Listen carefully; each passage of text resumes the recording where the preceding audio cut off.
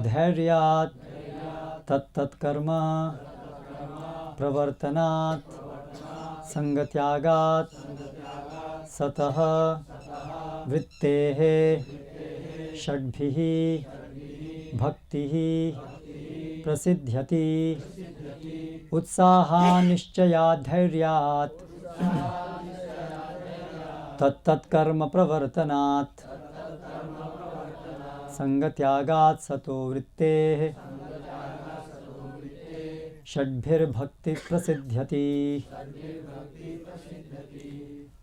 अनुवाद एवं तात्पर्य द्वारा श्रील प्रभुपाद।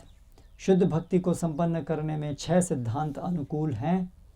उत्साही बने रहना, निश्चय के साथ प्रयास करना, धैर्यवान होना, नियामक सिद्धांतों के अनुसार कर्म करना, यथा श्रवणम कीर्तनम विष्णु स्मरणम, अभक्तों की संगति छोड़ देना तथा पूर्ववर्ती आचार्यों के चरण चिन्हों पर चलना।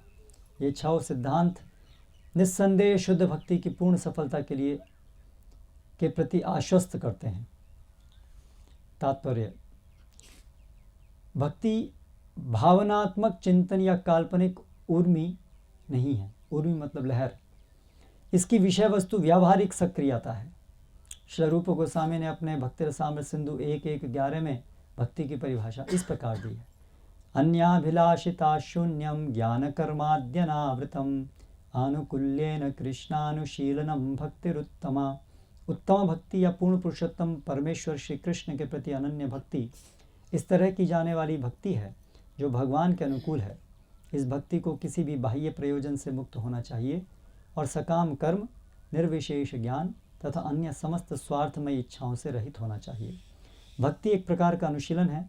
जो ही हम अनुशीलन का नाम लेते हैं तो हमारा अभिप्राय सक्रियता या क्रियाशीलता से रहता है।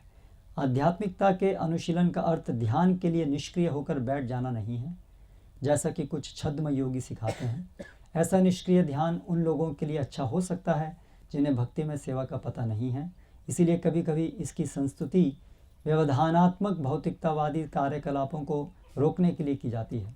ध्यान का अर्थ है कम से कम ध्यान करते समय व्यर्थ के कार्यकलापों को रोक देना। किंतु भक्ति में सेवा के न केवल ऐसे सभी व्यर्थ संसारी कार्यकलापों को रोकती है, अपितु मनुष्य को सार्थक भक्ति कार्यों में भी लगाती है। ओम अज्ञानातिमिरान्धस्य ज्ञानञ्जनशलाकया चक्षुरुन्मिलितं येन तस्मै श्रीगुरवे नमः। श्रीचैतन्यमनोभीष्टं स्थापितं येन भूतले स्वयं रूपकदा मह्यं ददाति स्वपदान्तिकं। वन्देऽहं श्रीगुरौ श्रीतःपदकमलं। श्रीगुरून् वैष्णवांश्च श्रीरूपं साग्रजातं सहगण रघुनाथान्वितां तं सजीवं साद्वैतं सावधूतं परिजनसहितं कृष्णचैतन्यदेवं श्रीराधा कृष्णपादान् सहगण ललिता श्रीविशाखान्वितांश्च। जय श्री कृष्ण चैतन्य प्रभु नित्यानंद श्री अद्वैत गदाधर शिवासादि गौर भक्तवृंद। हरे कृष्ण कृष्ण कृष्ण हरे हरे, हरे राम राम राम हरे हरे।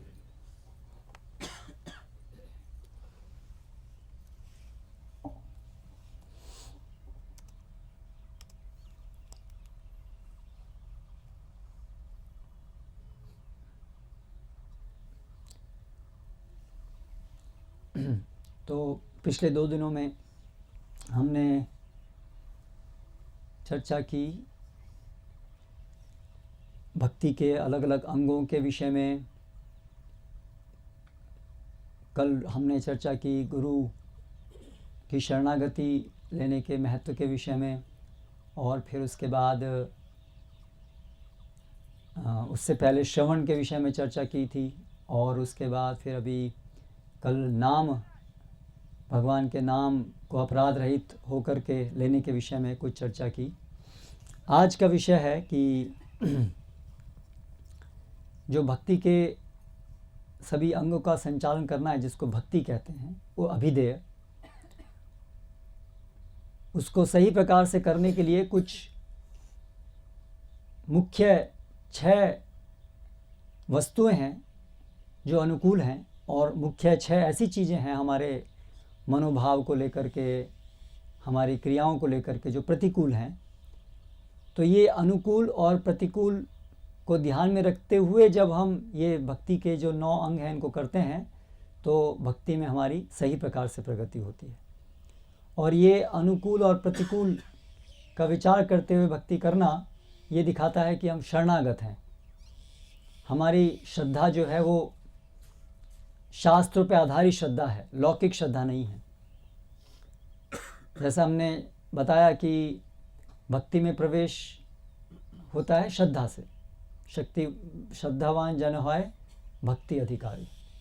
लेकिन ये श्रद्धा भी दो प्रकार की हो सकती है, एक लौकिक श्रद्धा और एक तात्विक श्रद्धा। अधिकतर लोग जो भक्ति करते हैं उनकी श्रद्धा लौकिक होती है, शास्त्र पे आधारित नहीं होती है। सुना सुनाया, देखा, मन में कल्पित किया, ऐसी श्रद्धा होती है। टीवी में देखा, आसपास में देखा, मन से कुछ बनाया, उसके आधार पर श्रद्धा होती है, उसको लौकिक श्रद्धा कहते हैं। तो ऐसी लौकिक श्रद्धा से शुद्ध भक्ति संपन्न नहीं होती, वो भक्ति का में प्रवेश नहीं दिलाती है।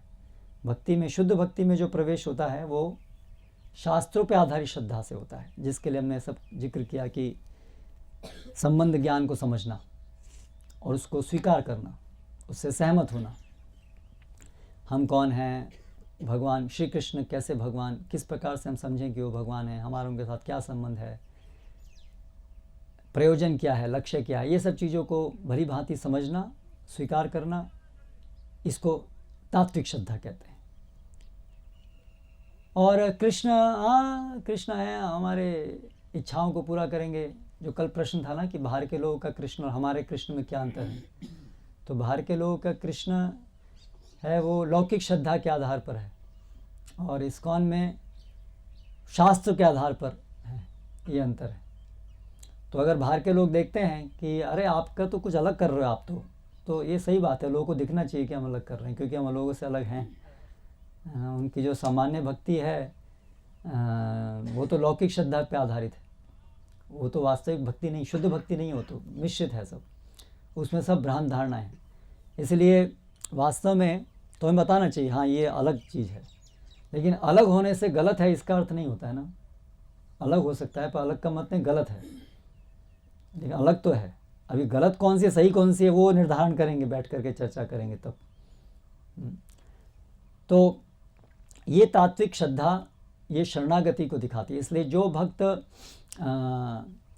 श्रद्धावान है वो शरणागत होंगे, और शरणागति होने का फिर ये लक्षण है, जो श्रद्धा का लक्षण है वो ये है कि वो अनुकूल को स्वीकार करेंगे और प्रतिकूल को छोड़ेंगे। तो अभी आज हम सबसे पहले एक महत्वपूर्ण अनुकूल चीज़ के ऊपर चर्चा करेंगे, वो है उत्साह।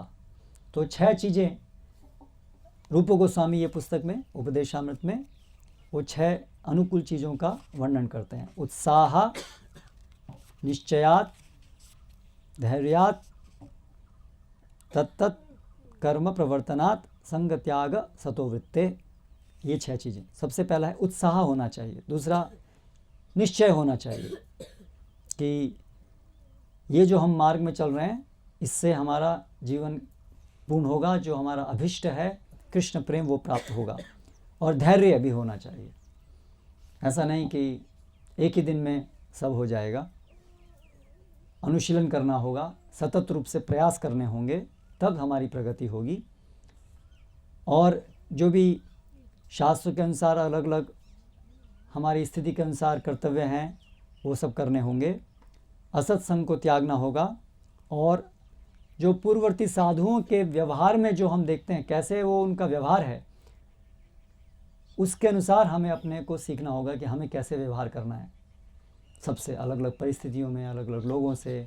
वो सब हमें, जैसे चैतन्य महाप्रभु की लीला है तो उसमें हम देखते हैं कि साधु का व्यवहार क्या है, कैसे चैतन्य महाप्रभु ने कैसे अपनी माता से कैसे डील किया, अन्य लोगों से कैसे तालमेल किया, उस सब से धीरे धीरे हम लोग ये सीखते हैं। तो इसको सतोवृत्ति कहते हैं। उत्साह सबसे पहली जो चीज़ है इसमें, उसका अर्थ क्या है? उत्साह का अर्थ है कि जो भी कृष्णा भक्ति के जो अंग हैं, साधना भक्ति के जो अंग हैं, जिससे भक्ति पनपती है, उनको सतत रूप से, नियमित रूप से, सतत रूप से करना, बिना ढील के सावधानी पूर्वक करना, उसको उत्साह कहते हैं। तो जैसा कि श्रील प्रभुपाद यहाँ तात्पर्य में बताए, भक्ति की परिभाषा है अन्याभिलाषिता शून्यम ज्ञान कर्मादि अनावृतम आनुकूल्येन कृष्णानुशीलनम भक्ति उत्तम। तो भक्ति है कृष्ण अनुशीलनम, जो क्रियाएं कृष्ण को पसंद है उन क्रियाओं को करना।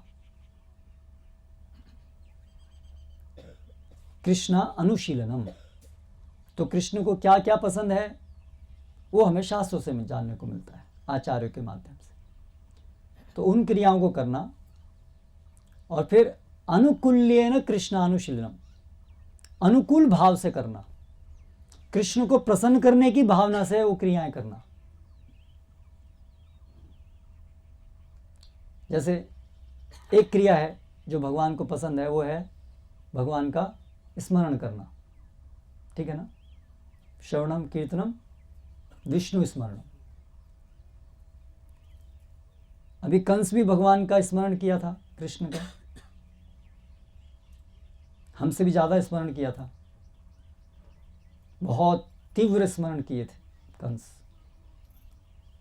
क्योंकि उसको पता लग गया था कि कृष्ण उसका वध करने के लिए आ गए हैं, इसलिए 24 घंटे वो कृष्ण का स्मरण करता रहता था। उसे हर जगह कृष्ण दिखते थे, वो कृष्ण को अपना शत्रु मानता था। इसलिए उसने भक्ति क्रिया तो की श्रवणम, लेकिन अनुकूल भाव से नहीं की। उसका हेतु नहीं था कृष्ण को प्रसन्न करना, इसलिए वो उत्तम भक्ति नहीं कहलाएगी, वो भक्ति नहीं कहलाएगी। इसलिए भक्ति क्या है, जो कृष्ण को प्रसन्न करने वाली क्रियाएं हैं वो क्रियाएं करना, और भगवान को प्रसन्न करने की इच्छा से, चेष्टा से वो क्रियाएं करना। तो इसको बोलते हैं अनुकूल्येन कृष्णानुशीलनम। और फिर ये मुख्य बात है भक्ति की परिभाषा में। और फिर साथ साथ और क्या इसके गुण और क्या क्या होने चाहिए, अन्य अभिलाषिता शून्यम, अन्य और इच्छाएं नहीं होनी चाहिए, केवल एक ही इच्छा होनी चाहिए, कृष्ण को प्रसन्न करने की इच्छा से क्रियाएं करना, यही होना चाहिए, अन्य इच्छाएं नहीं होनी चाहिए, अन्य अभिलाषाएं। तो ये मिला करके भक्ति कहलाती है। तो ये जो इस प्रकार से भी कृष्ण की को प्रसन्न करने वाली जो क्रियाएं हैं वो 9 मुख्य प्रकार हैं उसके। श्रवणम, कीर्तनम, विष्णु स्मरणम, पाद सेवनम, अर्चनम, वंदनम, दास्यम, सख्यम, आत्मनिवेदनम इति पुंसार्पिता विष्णु भक्तिश्चेन्नवलक्षणा। तो प्रहलाद महाराज कहते हैं कि इन 9 क्रियाओं को भक्ति भाव से भगवान को अर्पित करना, ये भक्ति की क्रियाएं हैं। तो अभी उत्साह का अर्थ है कि हम नियमित रूप से इन क्रियाओं को बिना ढील के, बिना नेग्लिजेंस के इनको करें, संपन्न करें, तो उसको कहेंगे उत्साह। इसलिए हमने चर्चा की प्रतिदिन श्रवण होना चाहिए, कीर्तन होना चाहिए। ऐसा नहीं कभी 10 माला किया, कभी 4 माला किया, कभी कुछ नहीं किया, कभी श्रवण किया, कभी पढ़ाई किया, कभी नहीं किया, जब मन में आया तब किया, जब समय मिला तब किया। ये क्या दिखाता है कि हमारे अंदर उत्साह नहीं है। ये कॉमन सामान्य समस्या है, सामान्य समस्या है ये, है ना। उत्साह नहीं है। उत्साह नहीं है का अर्थ क्या है, ये चीज़ है। केवल ऐसा नहीं कि बस एक मानसिक धरातल है कि हाँ मुझे बहुत उत्साह आ रहा है, बहुत उत्साह है, बहुत अच्छा लग रहा है मन में, लेकिन उत्साह का मतलब है ये प्रैक्टिकल एक्टिविटी। प्रैक्टिकली हम व्यावहारिक रूप से इन सब जो भक्ति के अंग हैं उनको नियमित रूप से करते हैं, नहीं कि मन में जब आया तब करते हैं, उसको उत्साह नहीं कहते। जब मन को अच्छा लगता है तब करते हैं। आज हमारे मन, आज अच्छा लग रहा है हमको, आज मन कर रहा है जब करने का, इसलिए आज जब किया, फिर कभी मन नहीं किया, ऐसे नहीं किया, तो इसका मतलब हमें उत्साह नहीं, उसको कहेंगे उत्साह नहीं, है ना। तो मन करे कि ना करे, हमें इन क्रियाओं को करना है, तब उसको कहेंगे कि हाँ उसमें उत्साह है। तो कृष्णार्थे अखिल चेष्टम, तो ये 9 अंग हैं। और उसके अलावा हमारी सारे जो अन्य भौतिक जगत संबंधी क्रियाकलाप हैं, परिवार का पालन पोषण करना है, धन अर्जित करना है इत्यादि, जो भी शरीर की खाना है, जो भी क्रियाएं हैं, वो सब कृष्णार्थे अखिल चेष्टम, वो कृष्ण को संतुष्ट करने को के विचार से की जानी चाहिए। पैसा कमाना किस लिए कमाना है?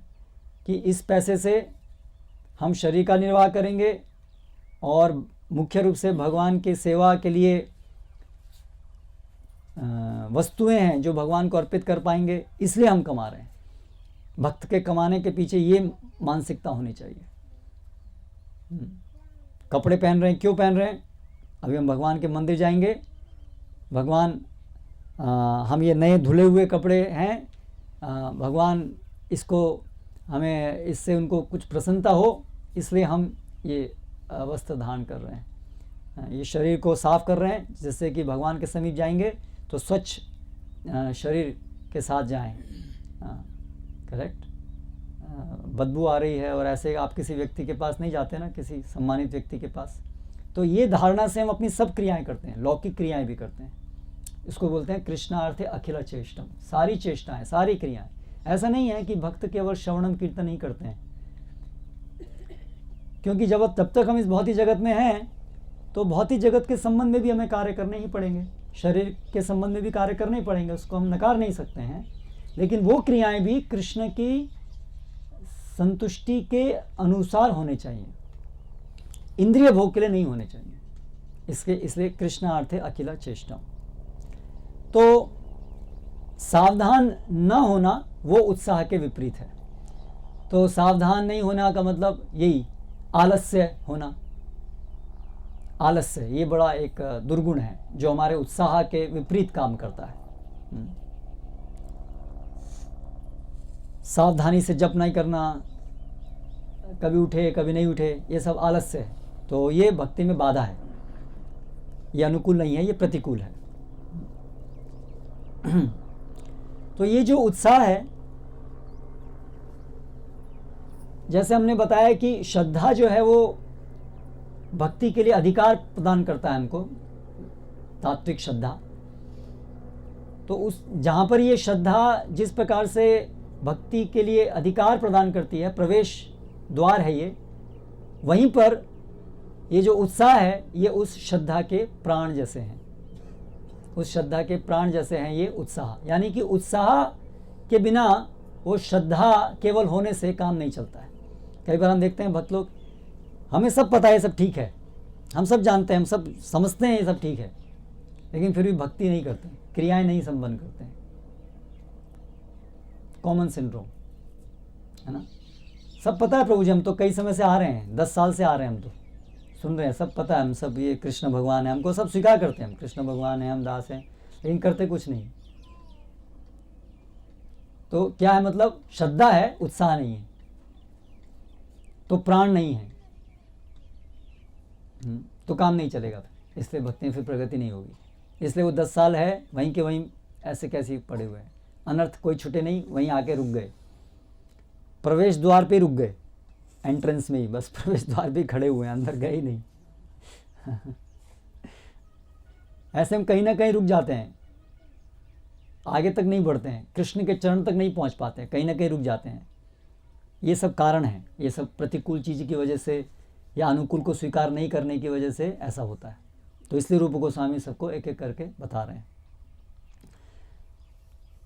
तो जो ये भजन क्रिया की हमने बात की थी ना, कि भक्ति सेवा के अंगों को करना भजन क्रिया कहलाता है ना, श्रवणम कीर्तनम ये सब। तो भजन क्रिया 2 प्रकार की होती है, 2 स्तर पे हो सकती है, एक निष्ठापूर्वक और एक अनिष्ठा। निष्ठा मतलब जिसमें दृढ़ता है, और अनिष्ठा मतलब जिसमें दृढ़ता नहीं है, फ्लिकरिंग, हिलती डुलती रहती है, स्थिर नहीं है, अस्थिर। और निष्ठापूर्वक भजन क्रिया मतलब स्थिर। तो जो आरंभिक स्तर में हमारी जो भजन क्रिया होती है वो अस्थिर होती है। उसके 6 लक्षण हैं जो हम देख सकते हैं। हमारे जीवन में भी बहुत सारे लक्षण इसमें से मिलेंगे। हमारी भजन क्रिया भी ऐसे ही होगी। तो उसको बताया है भक्तिविनोद ठाकुर ने। एक है उसका लक्षण उत्साहमयी। उत्साहमयी का मतलब है झूठा विश्वास, अपने पे बहुत झूठा विश्वास है, मैं बहुत बड़ा भक्त हूं, ऐसा विश्वास, मैं तो बहुत ही अच्छा, मैं भक्ति बहुत बहुत स्ट्रांग भक्त हूं। ये एक लक्षण है। जिनकी भजन क्रिया निष्ठ नहीं होती है उनके अंदर ये होता है, एक झूठा विश्वास है। जैसे हमारे मन में तो हमेशा कृष्ण का ही विचार चलता ही रहता है। जब माला एक भी नहीं करते हैं लेकिन मन में 24 आवर्स कृष्ण का चिंतन ही चलता रहता है। मिले आप ऐसे लोगों से, बोलो जप करो, वो जप नहीं, 24 आवर्स माइंड के अंदर चल रहा है। तो ये उत्साहमयी, फॉल्स कॉन्फिडेंस। हम तो भगवान के शरणागत हैं। हमें ये हम माला वही 1 महीने से माला नहीं हुई लेकिन कुछ नहीं होगा, आप चिंता मत करो, हम बिल्कुल, हमें होगा कुछ नहीं, बिल्कुल भगवान में हमारी श्रद्धा तो पूरी निष्ठ है। गलत विश्वास, ओवर कॉन्फिडेंस, सोच रहे माया उनको ऐसे ही छोड़ देगी, उनको बहुत ज़्यादा अपने पे ओवर कॉन्फिडेंस है। पढ़ते नहीं हैं, कुछ संग नहीं करते हैं, लेकिन उनको विश्वास है कि फिर भी मैं भक्ति कर लूँगा, मुझे ये सब नहीं करते हुए भी मैं भक्ति कर लूँगा। ओवर इंटेलिजेंट अपने को समझते हैं कि भक्ति क्रियाएं किए बिना भी भक्ति वो कर लेंगे। तो भगवान भी नहीं बता पाए, समझ पाए कि बिना इन क्रियाओं के भी भक्ति हो सकती है। उनको पता लग गया कि इन क्रियाओं के बिना भक्ति, उन्होंने बाईपास निकाल दिया वहाँ से। करेक्ट। फिर दूसरा है लक्षण घन तरला। घन तरला मतलब आकस्मिक उत्साह। एक दिन 64 माला, अगले दिन 0 माला। घन तरला, एक दिन बहुत सेवा, फिर 1 महीने तक दिखे ही नहीं मंदिर में, कोई सेवा नहीं। एक दिन अचानक बहुत सेवा, है ना। हमारे जीवन में कभी अचानक एक दिन तो बहुत सेवा होगी, बहुत जब, और फिर पूरा गायब, 0। तो ऐसे घन तरला। फिर एक और लक्षण है व्यूढ़ विकल्प। व्यूढ़ विकल्प मतलब निर्णय लेने में असमर्थ, कंफ्यूज्ड। क्या करूं, सही में नहीं आता, ऐसा करूं, क्या करूं, ये करूं, भक्ति करूं, नहीं करूं, ये करूं, हमेशा से कितना समय दूं, बैलेंस कैसे बिठाऊं, कितना भक्ति करना है, कितना करना है, हमेशा से कंफ्यूजन। ये एक लक्षण है जब तक हमारी जो भजन क्रिया है वो अनिष्ठा पे स्तर पे रहती है। फिर दूसरा है विषय संघर्ष, कि इंद्रिय विषयों के साथ में संघर्ष चलता रहता है। इंद्रिय विषय में आकर्षित करते हैं, हम लड़ाई चल रही है, संघर्ष बहुत कठिन कड़ा संघर्ष चलता रहता है। तो जिसकी वजह से वो हमारी जो भजन क्रिया है वो स्थिर नहीं रहती है। कभी करते हैं, कभी नहीं करते हैं, क्योंकि संघर्ष चल रहा है इंद्रिय विषयों से। तो इस प्रकार के ये 6 हाँ, और भी नियम अक्षम, नियमों को पालन करने में अक्षम। बाबा च्युत हो जाते हैं, नियम पालन नहीं कर पाते हैं। ये भी एक लक्षण है अस्थिर होने का। और फिर तरंग रंगिनी। तरंग रंगिनी मतलब भक्ति के द्वारा जो कुछ हमें अवसर, फैसिलिटी दी जाती है, उसको भोग करना शुरू कर देना।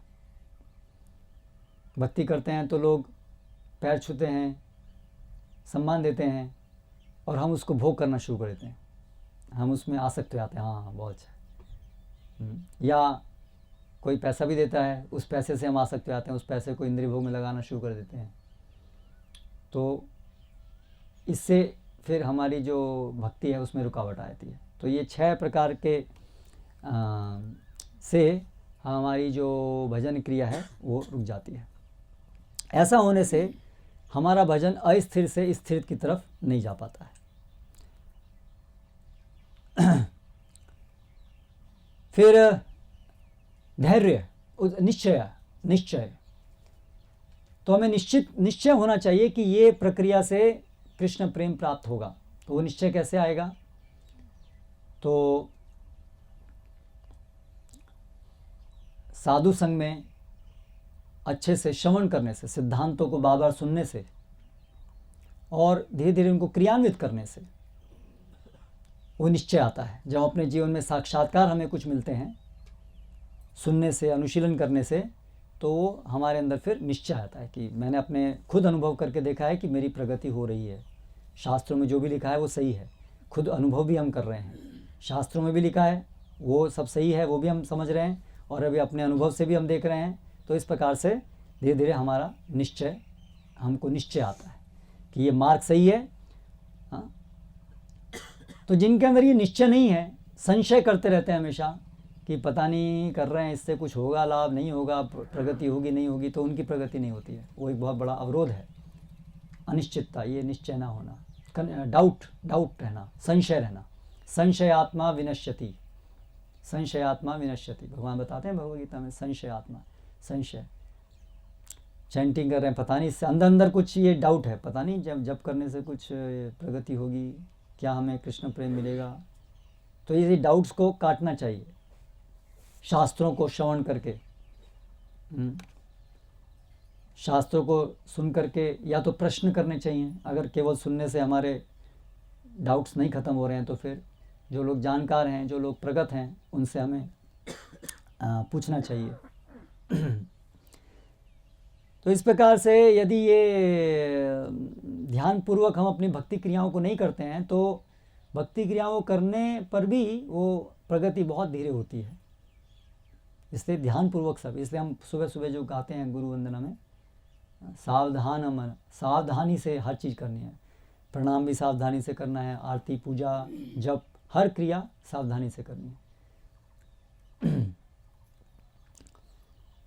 तो उत्साह, फिर निश्चय, और निश्चय उसके बाद फिर धैर्य भी होना चाहिए। ऐसा नहीं कि भगवान हमें 10 दिन हो गए माला करते हो, अभी तक भी कृष्ण हमारे सामने आके खड़े क्यों नहीं हुए। करेक्ट। तो 10 करोड़ साल से हम भगवान को भूले हुए हैं और हम सोचते हैं कि 10 दिन में, और 10 दिन में भी हमने क्या किया। हमको अगर 10 साल भी हो गए जप करते हुए तो हमने जप में कितना ध्यानपूर्वक जप किया, क्या सेवा की। वो तो भगवान का विशेष गिफ्ट है कि अभी तक भी हमको धिक्कारे नहीं है। नहीं तो हमने ऐसा कुछ काम नहीं किया जिससे कि उनको हमें कुछ दाम देना चाहिए। हाँ, किया हमने कुछ? क्या जप करते हैं हम लोग, क्या करते हैं हम लोग? बेध्यान से तो जप करते हैं, अपराध ज़्यादा करते हैं। भगवान आइए, हम आपसे प्रार्थना करना चाहते हैं, और फिर भगवान को भूल जाते हैं, कहीं और चले जाते हैं। भगवान बैठे वेट कर रहे हैं, भाई कभी इसका अपॉइंटमेंट लिया है, बैठा हूँ सामने, लेकिन इसको ध्यान ही यहाँ नहीं है। ऐसा तो हमारा जप होता है। और फिर हम अपेक्षा करते हैं कि भगवान हमारी अभी तक आप कृष्ण प्रेम प्राप्त क्यों नहीं हुआ, है ना।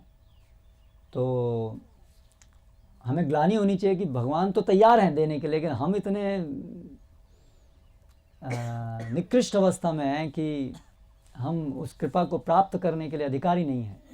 वो तो जो भी हमें मिल रहा है वो भी भगवान की विशेष अनुग्रह से अपने आप दे रहे हैं, अकारणीय कृपा से दे रहे हैं। हमारा तो उसमें हम अधिकारी तो नहीं है, योग्यता तो नहीं है। लेकिन अधिकार प्राप्त करने के लिए प्रयास तो करना चाहिए। ऐसा नहीं कि ठीक है हम तो ऐसे ही रहेंगे, वो भी ठीक नहीं है।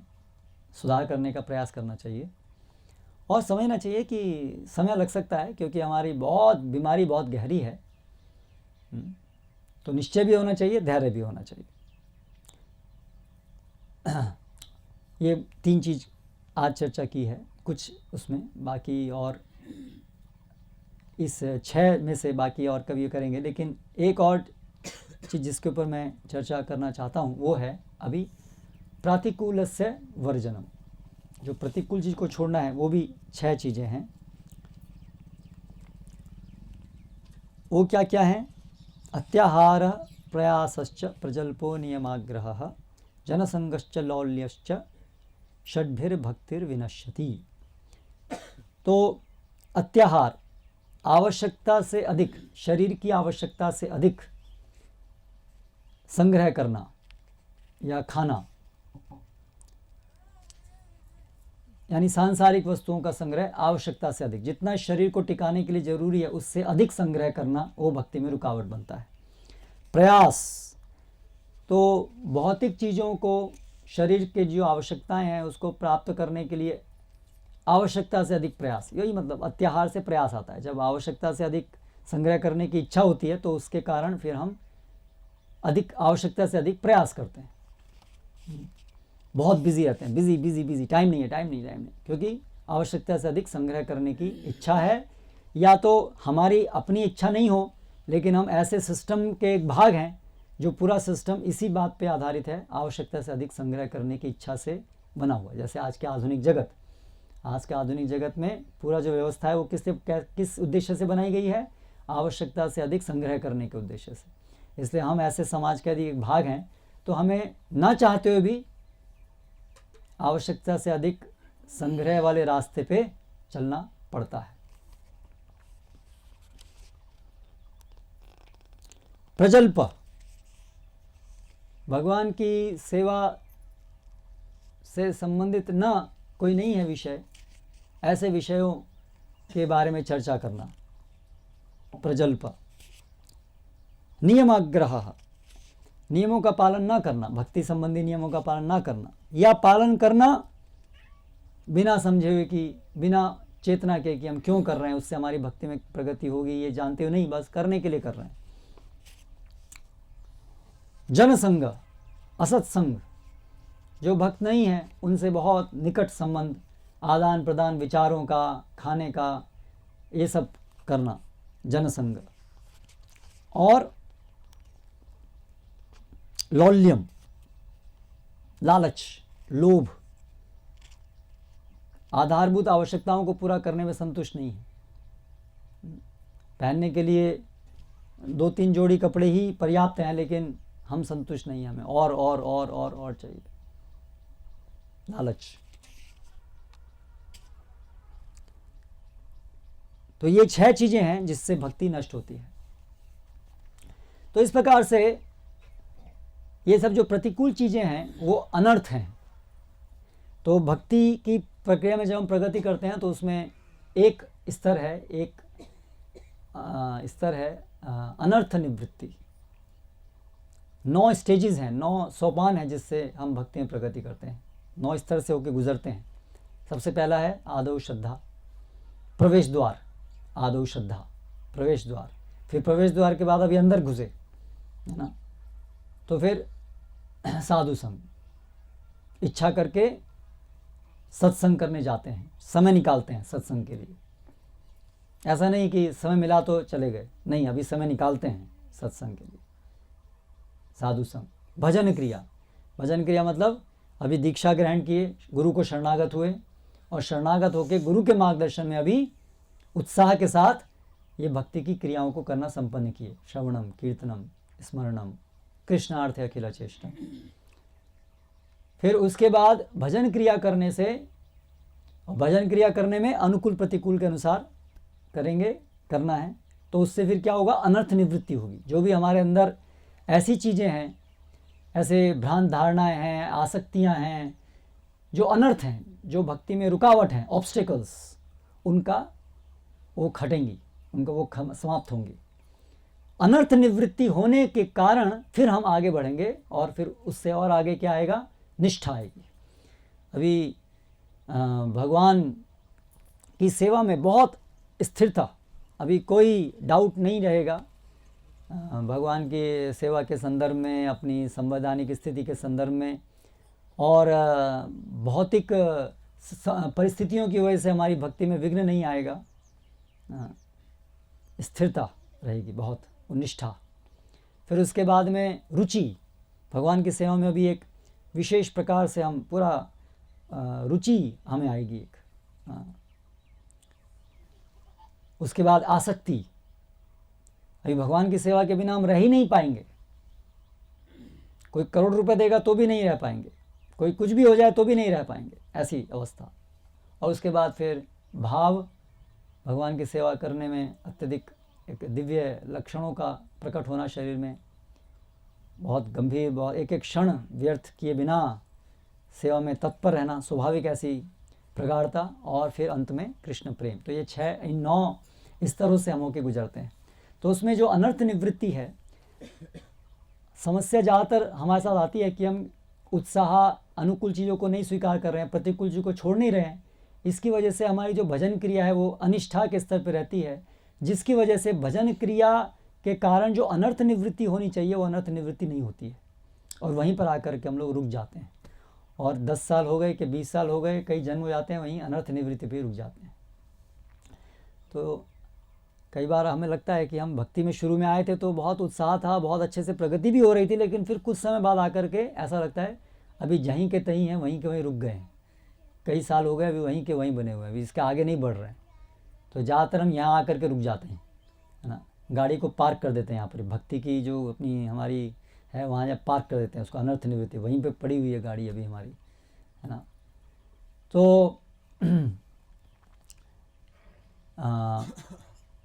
ये अनर्थों से हटने के लिए हमें जानना पड़ेगा कि ये अनर्थ क्या हैं और उनसे निकलने के लिए प्रयास करने पड़ेंगे। अनर्थों को निकालने में कष्ट होता है, क्योंकि वो जो अनर्थ है हमारे अंदर वो बहुत समय से हैं और वो हमने अपने हृदय से चिपका के रखे हैं। हमें बहुत आनंद आता है उन सब चीज़ों में, मिथ्या आनंद, इसलिए हम उसको हटाना नहीं चाहते हैं, कष्ट होता है। हाँ, जैसे गैजेट से आ सकती है, क्रिकेट, गाने छोड़ना नहीं चाहते हैं, बाबा बाबा बाबा, ये उदाहरण है। ऐसे बहुत सारी चीज़ें हैं जिनसे हम आ सकते हैं। आवश्यकता से अधिक धन संग्रह करना वो अच्छा लगता है हमें, बहुत कुछ होना चाहिए, बहुत कुछ होना चाहिए और होना चाहिए, छोड़ना नहीं चाहते हैं, तो तब हम फिर रुक जाएंगे। और एक दूसरी महत्वपूर्ण चीज़ है कि ये समझना कि ये जो आधुनिक सभ्यता है वो अनर्थों को बढ़ाने वाली सभ्यता है, अनर्थ प्रवृत्ति सभ्यता, अनर्थ निवृत्ति के उल्टा अनर्थों को बढ़ाने वाली सभ्यता है। इसलिए ये जो आधुनिक सभ्यता है, इससे जितना हम दूर हो उतना अच्छा हमारी भक्ति के लिए। जितना हम वैदिक संस्कृति की तरफ जाएंगे वो हमारी भक्ति के लिए अनुकूल है और ये प्रतिकूल है। तो श्रील प्रभुपाद जी इसके विषय में क्या कहते हैं, थोड़ा सा ये सुनेंगे। प्रभुपाद कह रहे हैं, एक ये वार्तालाप हैं कुछ प्रभुपाद के शिष्यों के साथ।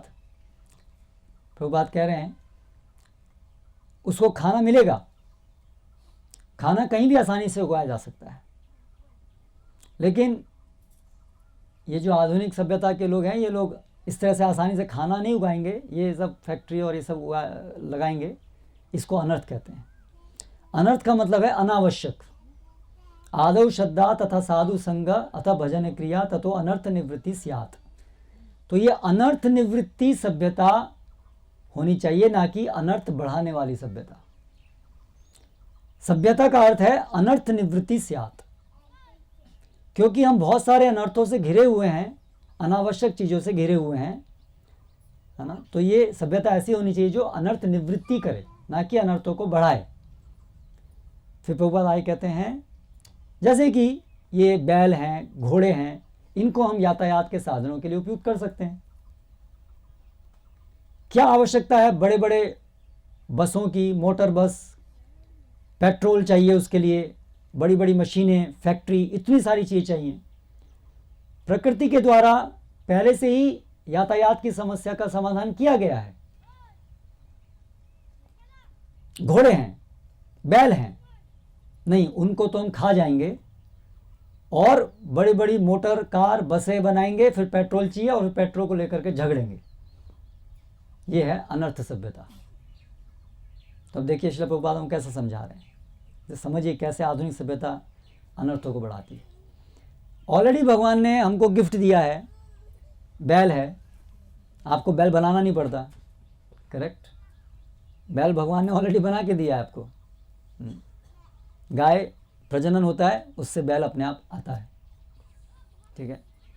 तो बैल से आप आधारभूत जो आवश्यकता के लिए जो यातायात के कुछ भारी चीज़ें उठाने की जरूरत पड़ती है, जिसमें हमारा जीवन आधारभूत आवश्यकताओं पे, यानी कि खेती, गोरक्षा, इस प्रकार का जब जीवन है, तो उसमें आपको मैक्सिमम कितना जाना है?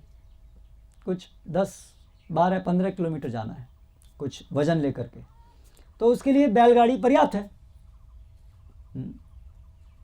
लेकिन बैलों को खा जाएंगे, सब बैल कत्ल खाने में जाते हैं, और फिर ट्रांसपोर्टेशन के लिए हमें ये सब ट्रक चाहिए, बड़े बड़ी मालगाड़ियाँ चाहिए, करेक्ट। लेकिन हमारी आधारभूत आवश्यकताएं जो है, रोटी, कपड़ा, मकान, उसके लिए ये सब इतना यातायात के बड़े बड़े साधनों की आवश्यकता है ही नहीं। ये सब जो ट्रेन लाइन जो बिछाई गई, किस लिए बिछाई गई आप जानते हैं? भारत में सबसे पहले कहाँ बिछाई गई थी? महाराष्ट्र में, थाने और वहाँ बिछाई गई थी। तो अंग्रेज़ों ने बिछाई थी ना। ऐसा करके बिछाई, बोला ये कि भारत में सब लोग तीर्थ यात्रा पे बहुत जाते हैं, तो इसलिए हम लोग ये रेल लाइन बिछा रहे हैं, जिससे तीर्थ यात्रा में लोगों को जाने के लिए आसानी हो। लेकिन उद्देश्य क्या था कि भारत की जितनी भी प्राकृतिक संपदा है उसको बंदरगाहों तक ले जाना, और वहाँ से फिर उसको इंग्लैंड ट्रांसपोर्ट करना, और फिर इंग्लैंड में जो फैक्ट्रीज़ हैं वहाँ से उसको माल को तैयार करके, जैसे कपड़े हैं तो कॉटन यहाँ से जाएगा, वहाँ से मिल हैं, वो मिल में बनेगा, वापस इंडिया आएगा, और फिर इंडिया के लोग फिर उसको ख़रीदें। ऐसा करके उनको पूरा मार्केट क्रिएट किया। इस प्रकार से इस योजना के लिए ये रेल लाइन बिछाई गई थी। ऐसा नहीं था कि भारत में लोगों को आधारभूत आवश्यकताओं में कुछ प्रॉब्लम हो रही थी जिसकी वजह से ये रेल लाइन बिछानी पड़ी, करेक्ट। तीर्थ यात्रा पे तो लोग पैदल, ऐसा तो नहीं हर रोज़ तीर्थ यात्रा पे जाते थे।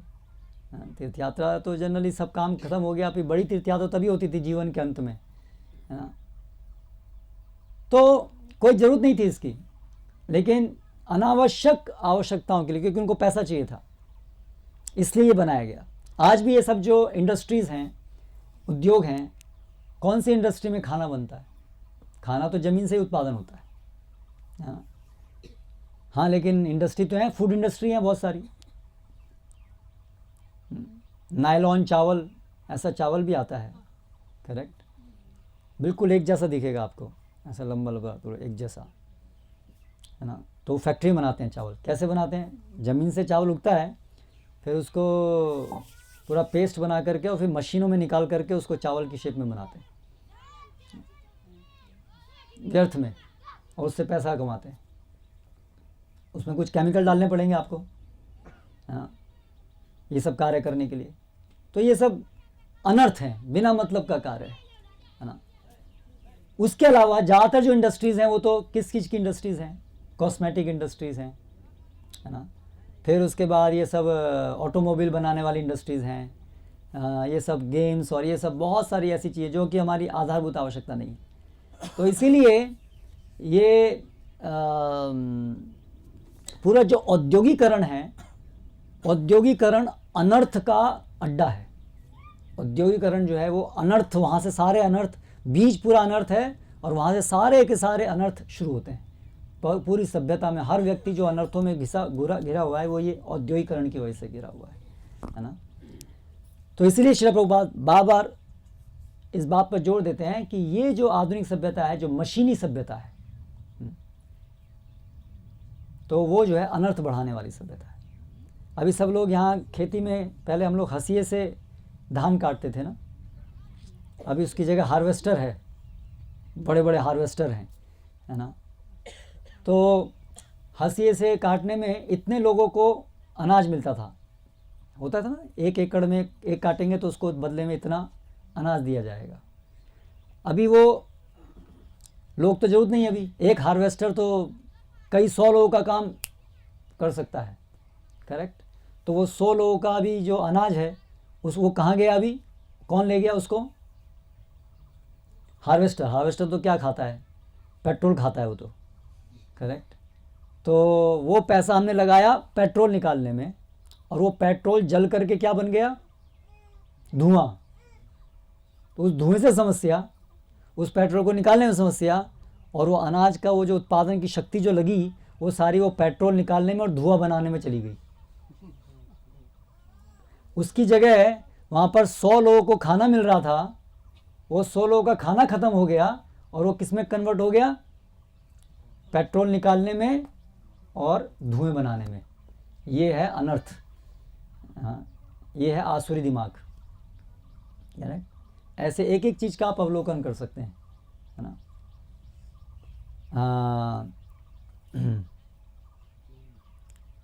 गाय, अभी खेती है, खेती में बनाया, रसायन डालो, यूरिया डालो, प्रोडक्शन बढ़ेगा। और ये आपके चाय पत्ती है ना, चाय अर्थ है कि अनर्थ है? हमारी आधारभूत आवश्यकता है चाय? नहीं, अनर्थ है। आसाम तो पूरा अनर्थ का अड्डा है।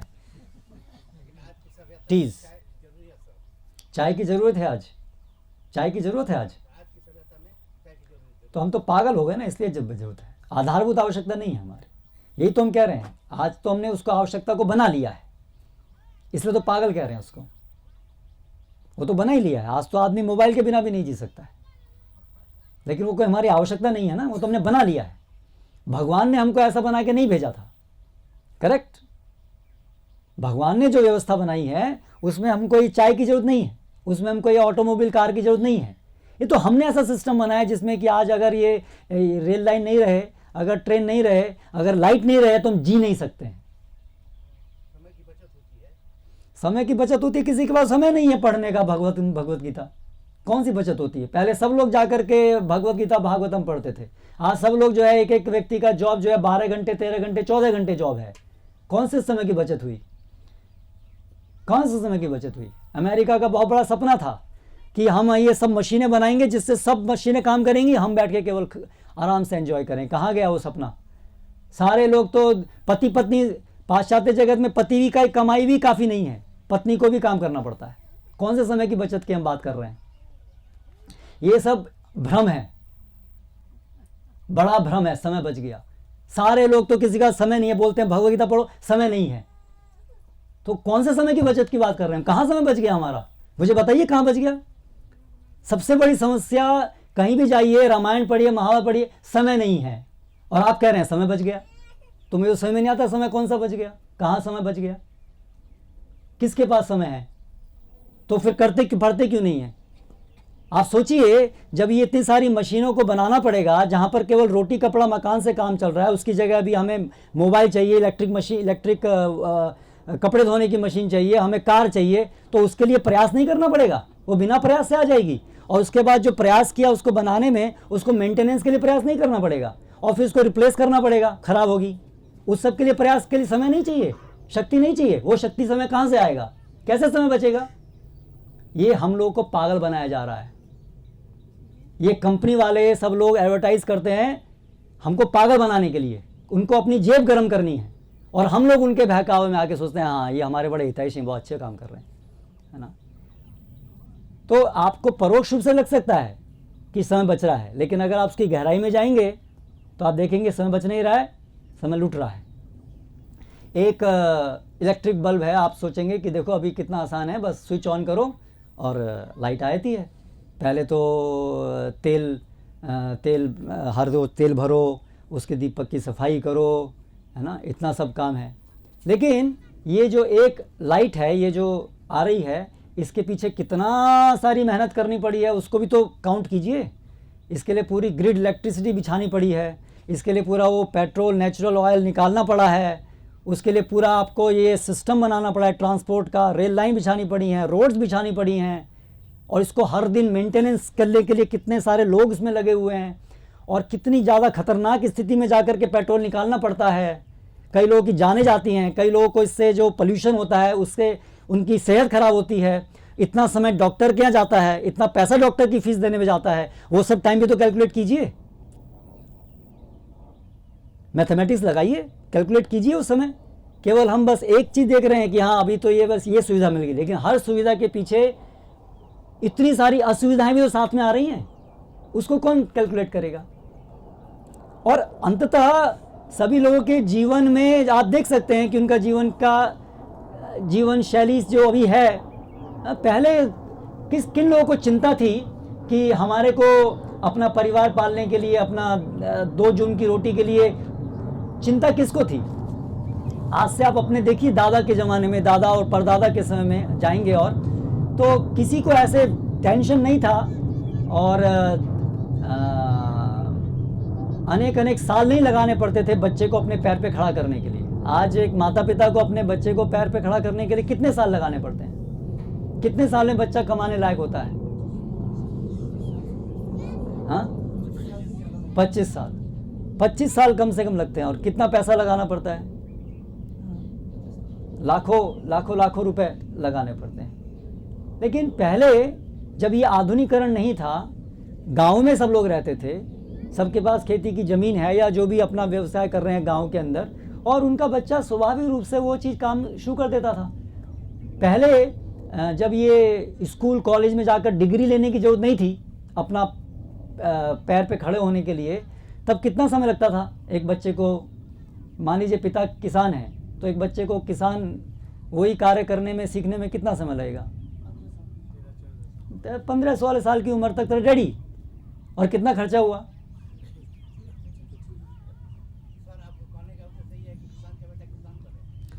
अगर वो किसान बने तो उनमें समस्या क्या है?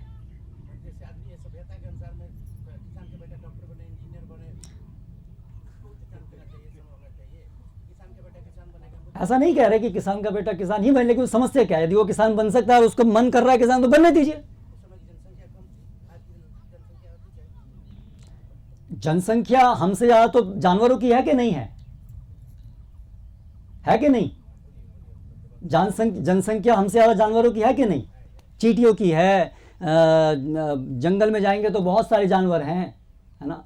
तो उनको खाना कहाँ से मिल रहा है? उनको क्यों इकोनॉमी, उनको क्यों औद्योगिकरण नहीं लगा रहे वो लोग? क्यों फैक्ट्री नहीं लगा रहे? क्यों वो स्कूल नहीं खोल रहे? क्यों वो कॉलेज नहीं खोल रहे? उनको खाना कहाँ से आ रहा है?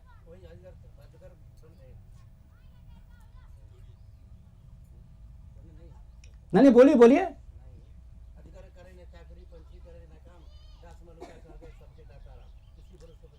क्या अर्थ है आपका इसका, बताइए। नहीं, तथ्य तो तथ्य है ना, जानवरों को खाना मिल रहा है ना।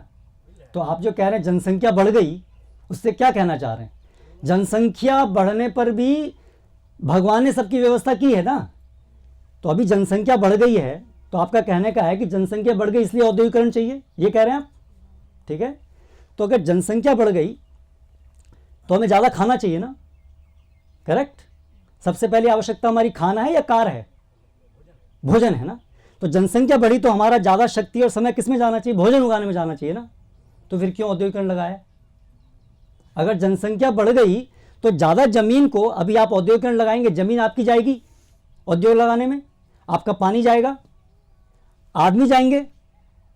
तो अगर जनसंख्या बढ़ रही है तो ज़्यादा लोगों को खेती करनी चाहिए, ज़्यादा ज़मीन उपलब्ध होनी चाहिए खेती के लिए, ज़्यादा पानी उपलब्ध होना चाहिए खेती के लिए। ये बुद्धिमानता है कि नहीं है?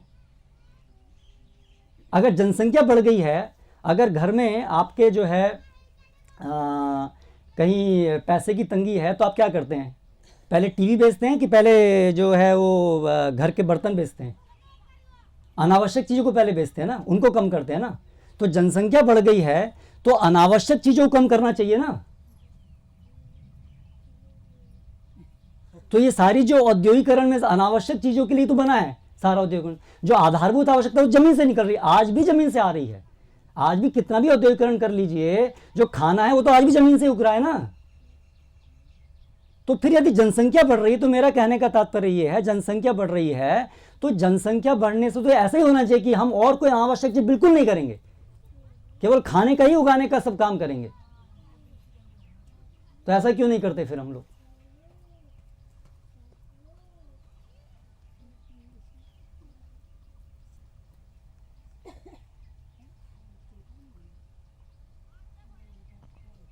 ये सब केवल हमें भ्रमित करने वाली बातें हैं। हम सब ब्रेन वॉश्ड हैं।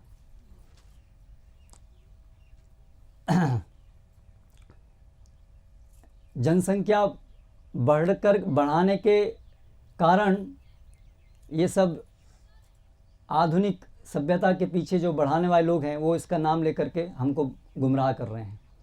एक डॉक्टर से मिला, वो गायनेकोलॉजिस्ट है, तो एबॉर्शन करता है। तो हम बोला कि तो गलत है एबॉर्शन करना। बोले क्या करें, अभी तो जनसंख्या इतनी बढ़ रही है, तो अब ये नहीं करेंगे तो जनसंख्या क्या होगा, है ना। बड़ा गवर्नमेंट का बहुत बड़ा वो है ना कि जनसंख्या बढ़ रही है, एबॉर्शन अच्छा है वो करो। तो एबॉर्शन, जनसंख्या बढ़ रही है तो आप अपने को क्यों नहीं पहले मारते हो? जनसंख्या बढ़ रही है तो एक नादान बच्चे को क्यों मारते हो? पहले आप अपने को मारो, फिर आप पहले। जनसंख्या बढ़ रही है तो पहले अपने को मारो, फिर क्यों दूसरे को मारते हो, है ना। देखिए ये जनसंख्या का नाम लेकर के पाप कर्म करते हैं, है ना। जनसंख्या जब बढ़ती है, बढ़ेगी, अगर बढ़ भी रही है, मान भी लिया, तो जानवरों की संख्या बहुत ज़्यादा है। भगवान सबका देने वाला है ना। पाप कर्म करेंगे तो भगवान नहीं देंगे। भगवान के पास कमी नहीं है। कमी कब होगी हमको? जब हम पाप कर्म करेंगे। जब भगवान दंड देंगे तो उससे हमको कमी होगी। तो प्रकृति के अंदर भगवान लक्ष्मीपति हैं, भगवान सर्वशक्तिशाली हैं। वो कितना भी दे सकते हैं और देते थे। आप देखिए महाभारत का युद्ध देखिए, सब जो संख्या देखिए, जनसंख्या कितनी अरबों अरबों लोग थे। ऐसा नहीं है कि ये जनसंख्या भी बड़ी है। सबका खाना होता था। पृथ्वी देवी बोलती है महाभारत में, भागवतम के अंदर, जब कृष्ण भगवान के पास जाती है, अभी मैं ये वजन सहन नहीं कर पा रही हूँ क्योंकि असुर लोग मेरे ऊपर बैठे हुए हैं। तो पृथ्वी को समस्या होती है असुरों से, ना कि जनसंख्या बढ़ने से। बाकी जनसंख्या तो है ना, इतने हजारों करोड़ों की, हमसे कई गुना ज़्यादा जानवर है, सबका खाना मिल रहा है बिना समस्या के। वो समस्या नहीं है। समस्या है पाप कर्म करने से हमारा खाना रुक रहा है।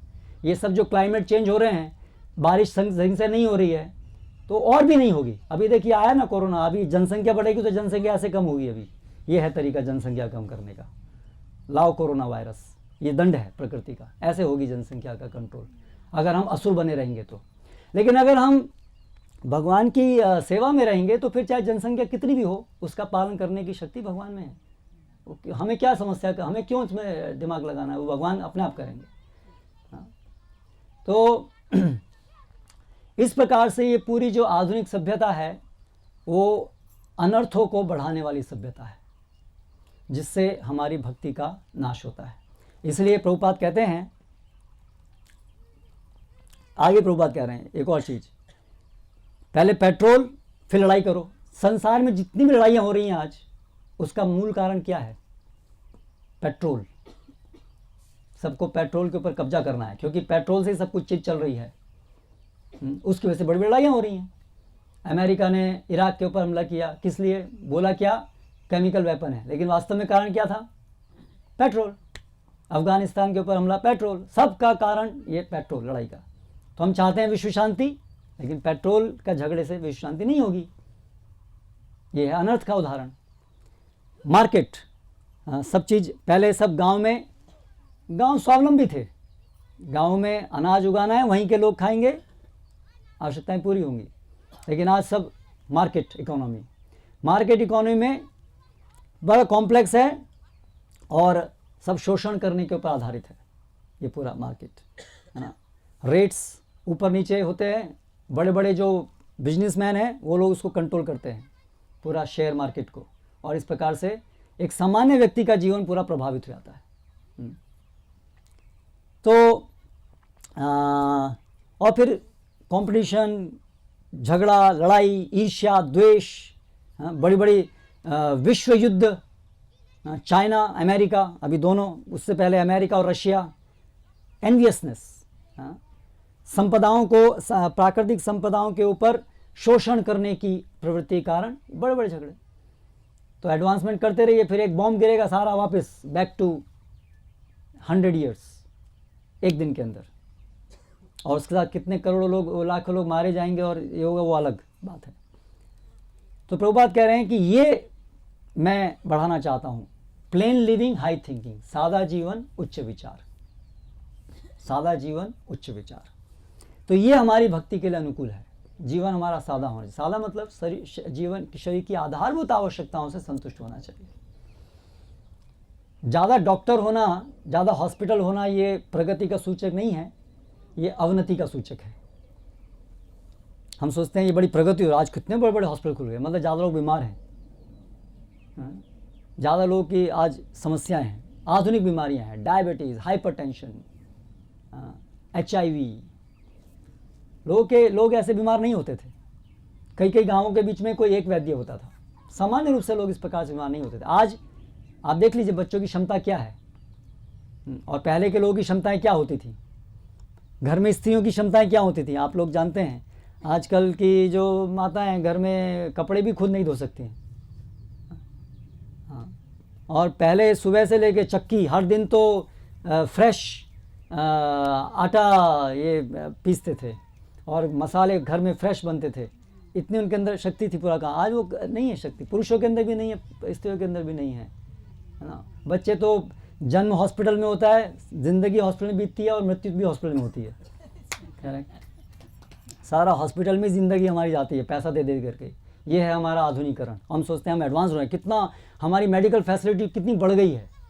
हाँ, तो बढ़ गई है मतलब क्या, वो सूचक है कि हम लोग अधिक बीमार हैं, इसलिए वो बढ़ रही है, और उसकी वजह से भी बीमार ज़्यादा हैं। मैंने मेडिकल पढ़ा है, मैं जानता हूँ क्या होता है मेडिकल के अंदर। आप लोग तो सोचते हैं मेडिकल में, हम जानते हैं अंदर क्या क्या होता है। हाँ, ये सब जो दवाइयाँ बन रही हैं एक एक करके, एंटीबायोटिक, सबके ड्रग रेजिस्टेंस बैक्टीरियाज बन रहे हैं। आज ये कोरोना वायरस है, इसका कोई क्योंकि ये धीरे धीरे ये जितनी भी हमारी ये एंटीबायोटिक्स हैं तो वो काम नहीं करती हैं, तो लड़ाई चल रही है एक एक करके। ये जो भी हमारी दवाई जनरेशन बोलते हैं उसको, एंटीबायोटिक जनरेशन्स। आज कौन सी जनरेशन चल रही है, अभी सम 18 जनरेशन चल रही है। हम दवाइयाँ बनाते आ रहे हैं, बैक्टीरिया उसको हंस रहा है। ठीक है, आप बनाओ और मैं उसके नेक्स्ट अपना फॉर्म ले लूँगा, फिर आप ये भी काम नहीं करेगा। तो ये सब आधुनिकीकरण पागलपन है। हरे कृष्णा। और कोई प्रश्न?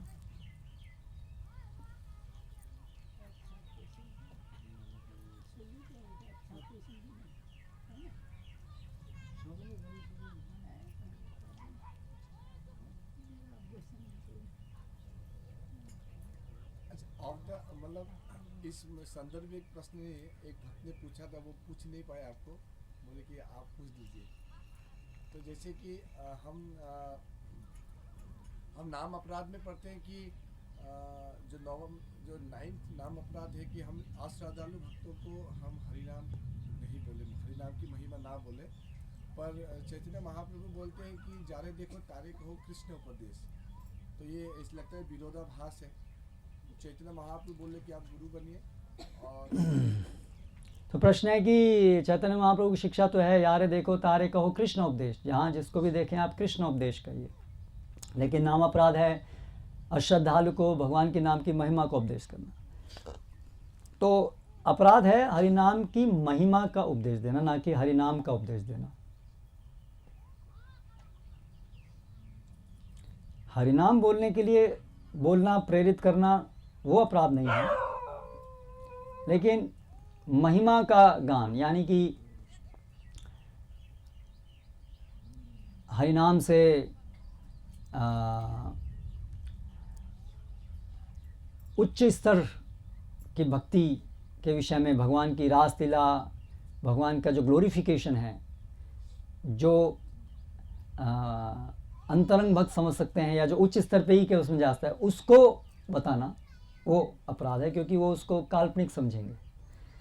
लेकिन हम व्यक्ति के अंदर हरिनाम को दे रहे हैं, और हरिनाम को कैसे देते हैं हम लोग, उनके अंदर पहले श्रद्धा के विकास के लिए उनको सब बताते हैं कि आप जीवन क्या है समझिए। तो वो बताना अपराध नहीं है, वो तो प्रचार का भाग है। लेकिन भगवान नाम से कृष्ण प्रेम प्राप्त होगा, और कृष्ण प्रेम मतलब हम रासलीला में प्रवेश करेंगे, वो सब विषय तो अभी उनके समझेंगे नहीं, इसलिए वो नए लोगों को वो वर्णन नहीं करना चाहिए, वो अपराध है। ठीक है। हरे कृष्णा। श्रील प्रभुपाद की जय।